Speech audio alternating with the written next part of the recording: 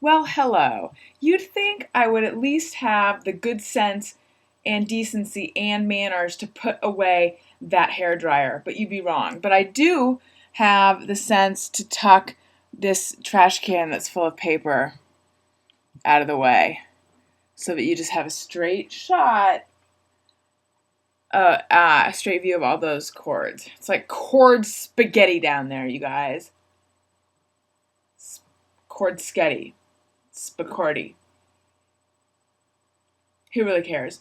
Hello, it's 10:36. Oh, also, you'd think I'd have the decency to reapply lipstick and put my earrings back on and put my hair back the way it was. But I don't. You know why? Because I am real. I'm just being real with you guys. This is me. Au natural. But plus some makeup. Anyway, I am sort of losing my voice. It's 10:37 now, and I am home. I did a live taping of the podcast earlier. We were at Irvine Improv. Christopher Titus was the guest, and the show was really fun. It went really well. Really good crowd energy, a really big crowd. And this is the second super duper awesome show in a row because San Diego had the same sort of fun energy.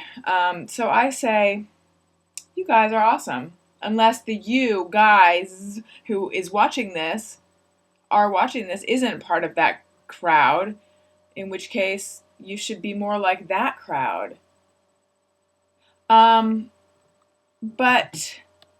the mathematically oriented among you may think, but that show is certainly over like before now. Where were you all this time? And I say, quit with the interrogation. What is this? And also, I will tell you that I was at the hospital because my dad is in the hospital right now, which sucks. I mean, for obvious reasons, but also because I'm sick of going to the hospital because I've spent a lot of time there dealing with stuff with my family of late. Now, let me just explain. My dad is a doctor, and because he's a doctor, he does not believe in medicine. I'm not being serious, but I would say growing up, my family went to doctors probably the same amount as Christian Scientists went to doctors, meaning we hardly ever went to doctors, hardly ever had procedures, hardly ever had anything. And so it's very weird to all of a sudden, as of, over a decade ago, but still feels all of a sudden, be a family where it's like, oh, and now my dad's not having a heart attack right now, but he did 12 years ago. So like, oh, and now he's having a heart attack, or like, oh, and my mom's having surgery, or just all this stuff. That is all beside the point. The point is right now he's having atrial fibrillation, which is where his heart rate is very irregular. It was very, very fast. Like, I don't want to tell you the number. That's like asking a girl how much she weighs. But just not steady. So basically it's like the electrical impulses in his heart are sort of out of whack. So they may have to fibrillate him, which I hope they yell code first, just like on TV. So so it's not an emergency, but it's not ideal that it's happening. But over the summer, I was in the hospital, or at the hospital a lot, dealing with. So I have a relative who this person doesn't want me to go into any details about what this person is dealing with, therefore I tend to use euphemisms, but I'll say that it's something that no one wants. I feel like this is like a word game. What's something that no one wants, and when you give it away, you don't have it anymore? A secret. No, that's not what that is. What's something that gets wetter as it dries? A towel. Anyway, but enough with the brain teasers.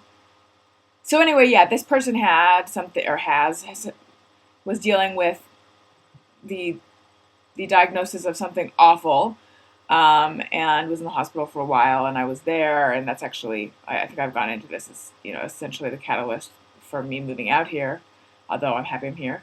So anyway, though, I figured the hospital crap was behind us for a while, but then I was up in LA. I was going to be looking at apartments, and I get a call from my mom, and she's crying, saying that that they took my dad to urgent care, which first of all is weird because my dad is not an urgent care kind of person. He's the kind of person who does not go to urgent care. But I guess they called the cardiologist and he recommended that.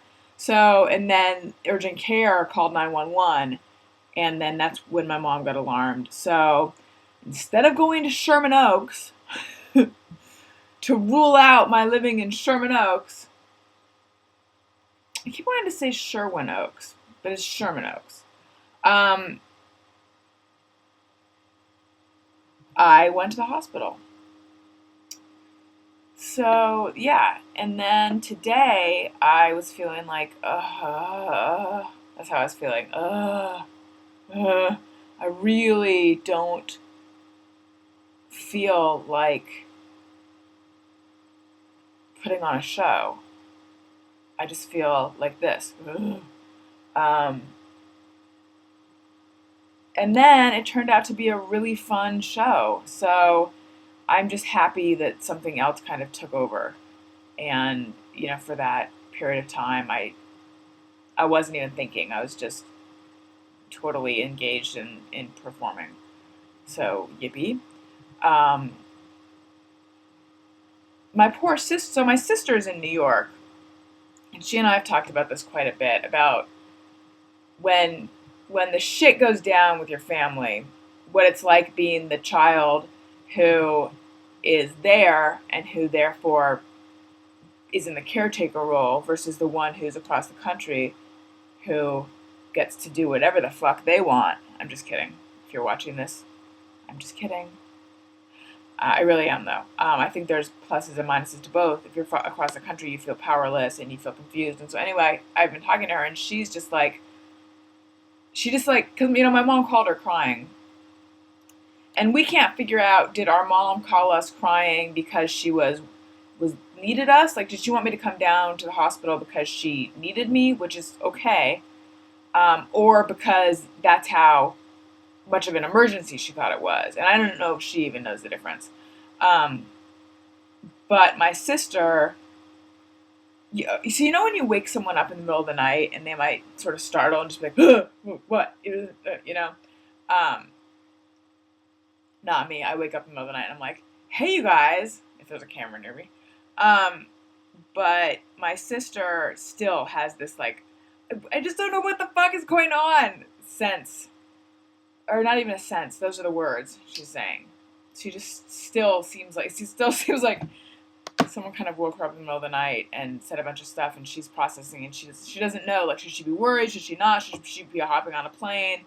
So I feel bad for her. But she's not going to be hopping on a plane because this is not an emergency. It's just it's a thing. I'm mesmerized by myself. Anyway, usually I just upload these videos to YouTube, but I think I might use TubeMogul, and then this will go to iTunes as well. Oh, also, I wanted to say something quickly about the video of Bob, Brian, and me in San Diego that's really windy and not that interesting. Someone left a comment on my blog saying, you really need to take this down. You should only put up videos where you look great and are saying hilarious things, or videos that are well edited. This is neither of them. Please take this down, or whatever. And the thing is that comments like that, they do get under my skin, because every now and then I think, is it the right career move for me to be putting out so much content which is not polished? It's totally raw, and it's not, I'm well aware stuff like this where I'm talking, this is not funny. This is just me talking to you guys as like you're my friends, because I think of you guys as my friends. But I, if I want someone to see how funny I was, or how great I am at hosting something or whatever, I would have them watch, myriad other things, like actual TV performances, or listen to the podcast, or watch my stand-up, or watch my reel, or whatever. I would not have them watch this, and yet this is what you see when you watch me. And honestly, a little bit, it started giving me pause about my Ustream show, because I felt like that's like 3 hours of just me, and it's like hanging out. It's like hanging out with me. It's not like watching me on television. But if I want someone to consider me for those jobs, is this the wrong thing? I don't know. So I'm just putting it out there it's something I wonder about. I wonder, should I only be putting out videos that are great? Because if so, I'm going to be putting out fewer of them. But they'll be fantastic. So I don't know. Just something to think about. However, I suspect I know that I'll just continue doing this because I love you guys. Okay, I'll talk to you later.